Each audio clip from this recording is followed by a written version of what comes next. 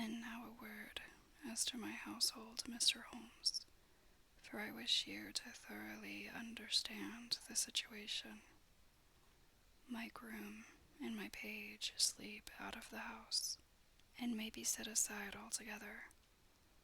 I have 3 maidservants who have been with me a number of years, and whose absolute reliability is quite above suspicion. Another, Lucy Parr, the second waiting maid, has only been in my service a few months. She came with an excellent character, however, and has always given me satisfaction. She is a very pretty girl and has attracted admirers who have occasionally hung about the place. That is the only drawback which we have found to her, but we believe her to be a thoroughly good girl in every way. So much for the servants. My family itself is so small that it will not take me long to describe it. I am a widower and have an only son, Arthur. He has been a disappointment to me, Mr. Holmes, a grievous disappointment. I have no doubt that I am myself to blame. People tell me that I have spoiled him. Very likely I have. When my dear wife died, I felt that he was all I had to love. I could not bear to see the smile fade even for a moment from his face. I have never denied him a wish. Perhaps it would have been better for both of us had I been sterner, but I meant it for the best. It was naturally my intention that he should succeed me in my business, but he was not of a business turn. He was wild, wayward, and to speak the truth, I could not trust him in the handling of large sums of money. When he was young, he became a member of an aristocratic club, and there, having charming manners, he was soon the intimate of a number of men with long purses and expensive habits. He learned to play heavily at cards and to squander money on the turf, until he had again and again to come to me and implore me to give him an advance upon his allowance, that he might settle his debts of honor. He tried more than once to break away from the dangerous company which he was keeping, but each time the influence of his friend Sir George Burnwell was enough to draw him back again. And indeed I could not wonder that such a man as Sir George Burnwell should gain an influence over him, for he has frequently brought him to my house, and I found myself that I could hardly resist the fascination of his manner. He is older than Arthur, a man of the world to his fingertips, one who had been everywhere, seen everything, a brilliant talker and a man of great personal beauty. Yet when I think of him in cold blood, far away from the glamour of his presence, I am convinced from his cynical speech and the look which I have caught in his eyes, that he is one who should be deeply distrusted. So I think, and so too thinks my little Mary, who has a woman's quick insight into character. And now there is only she to be described. She is my niece, but when my brother died 5 years ago and left her alone in the world, I adopted her, and have looked upon her ever since as my daughter. She is a sunbeam in my house, sweet, loving, beautiful, a wonderful manager and housekeeper, yet as tender and quiet and gentle as a woman could be. She is my right hand. I do not know what I could do without her. In only one manner has she ever gone against my wishes. Twice my boy has asked her to marry him, for he loves her devotedly, but each time she has refused him. I think that if anyone could have drawn him into the right path, it would have been she, and that his marriage might have changed his whole life, but now, alas, it is too late, forever too late. Now, Mr. Holmes, you know the people who live under my roof, and I shall continue with my miserable story. When we were taking coffee in the drawing-room that night after dinner, I told Arthur and Mary my experience, and of the precious treasure which we had under our roof, suppressing only the name of my client.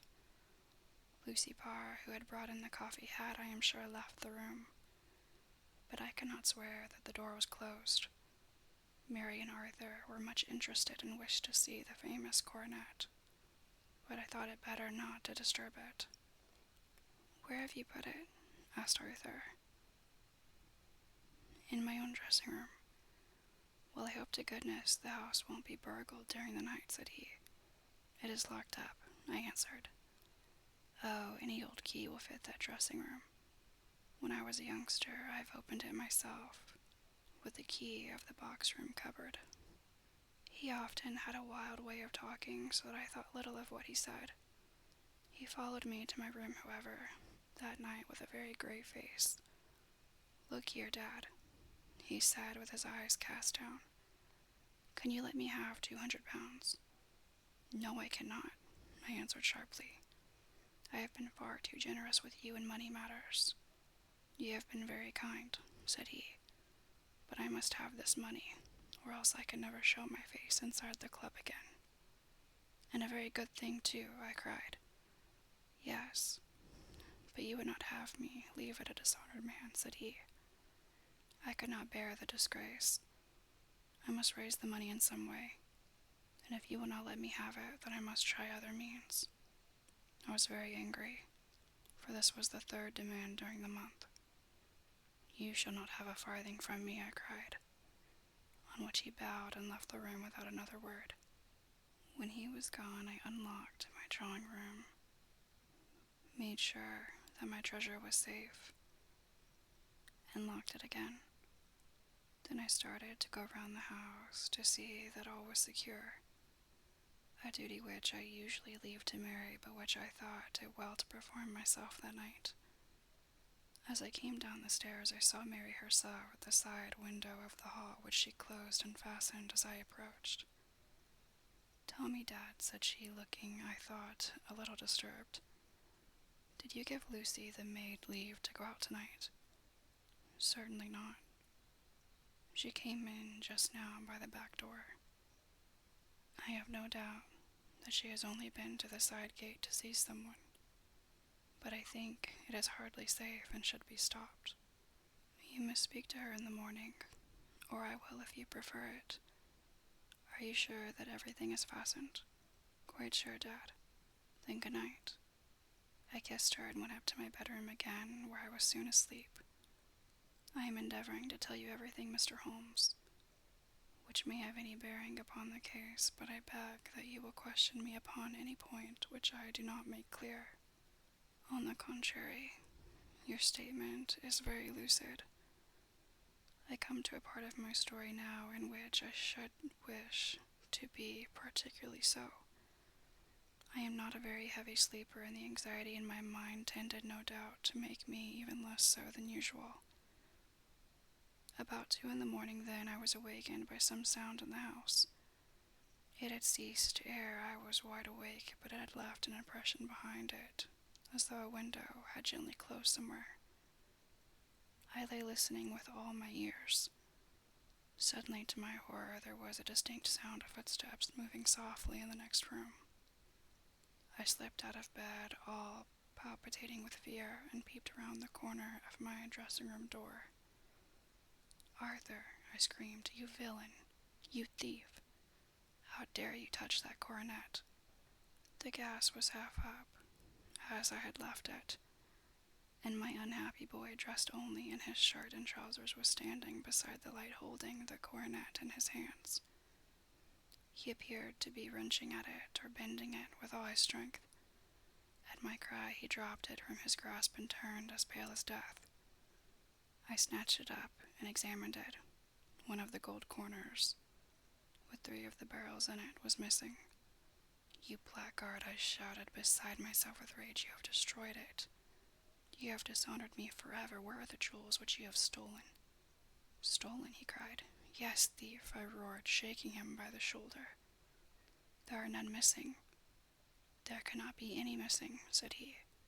"There are 3 missing, and you know where they are.